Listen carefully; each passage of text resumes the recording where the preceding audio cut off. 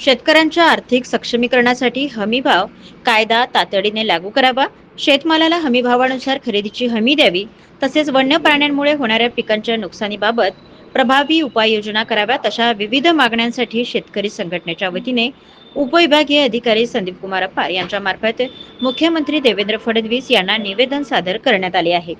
निवेदनात नमूद करण्यात आले आहे की बाजारातील चढ उतारामुळे शेतमालाला अपेक्षित दर मिळत नाही. परिणामी शेतकरी आर्थिक अडचणीत सापडत असून उत्पादन खर्चही वसूल होत नाही. त्यामुळे हमीभावाला कायदेशीर दर्जा देऊन शासनाने थेट खरेदी व्यवस्था सक्षम करावी अशी मागणी करण्यात आली आहे. हमीभावापेक्षा कमी दराने खरेदी होऊ नये यासाठी कडक अंमलबजावणीची तरतूद करावी असेही निवेदनात म्हटले आहे. तसेच वन्य प्राण्यांमुळे पिकांचे मोठ्या प्रमाणावर नुकसान होत असल्याचा मुद्दा निवेदनात अधोरेखित करण्यात आला आहे. जंगली डुक्कर व नीलगायींसारख्या प्राण्यांमुळे शेतकऱ्यांचे नुकसान होत असून नुकसान भरपाई मिळण्यात विलंब होत असल्याची तक्रार करण्यात आली आहे. यासाठी तातडीची व पारदर्शक यंत्रणा उभारावी अशी मागणी करण्यात आली आहे. कापूस व इतर नगदी पिकांच्या दरातील घसरण, उत्पादन खर्चातील वाढ, बियाणे खतांच्या दरवाढीचा परिणाम यामुळे शेतकरी कर्जबाजारी होत असल्याने निवेदनात नमूद करण्यात आले आहे. शेतकऱ्यांना दिलासा देण्यासाठी विशेष आर्थिक पॅकेज जाहीर करावे.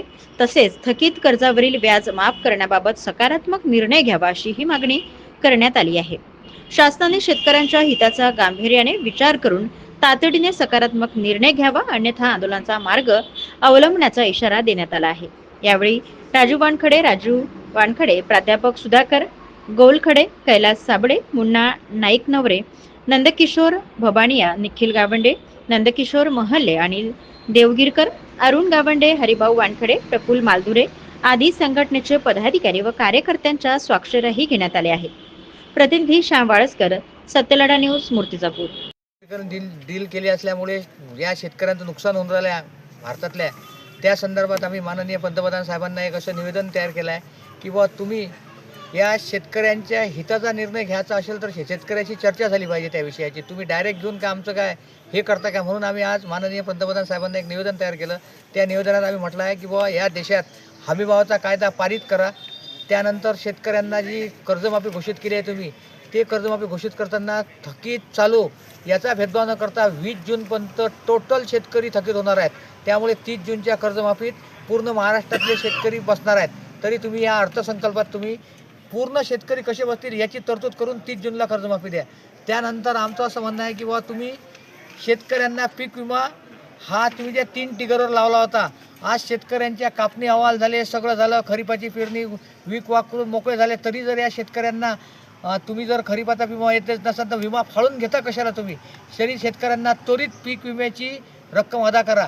त्यानंतर शेतकऱ्यांना तुम्ही कंपाऊंडसाठी एक मोठं धोरण आखून 50% अनुदानावर शेतकऱ्यांना कुंपणाची व्यवस्था करून द्या.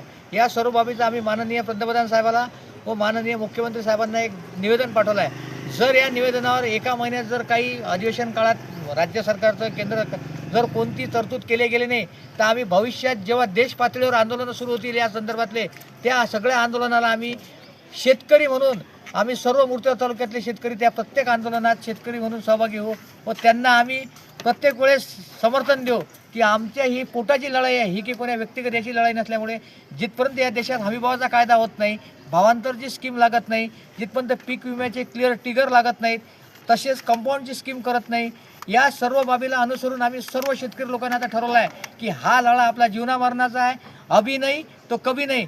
म्हणून आम्ही ठरवलं आहे की किसान तू रहेंगा मौन तो तेरी सुनेंगा कौन, या स्लोगननुसार आम्ही शेतकऱ्यांना जागृत करू व शेतकऱ्यांचं भविष्यात कसं भलं होईल, कसं त्यांना न्याय घेता येईल या गोष्टीसाठी आमचे हे जन आंदोलन सुरू राहणार आहे. जिल्ह्यातील सत्यलढाच्या महत्त्वपूर्ण घडामोडी पाहण्यासाठी आपले Satyaladha YouTube news channel subscribe करा, बेल आयकॉनला क्लिक करा आणि रहा सदैव अपडेट.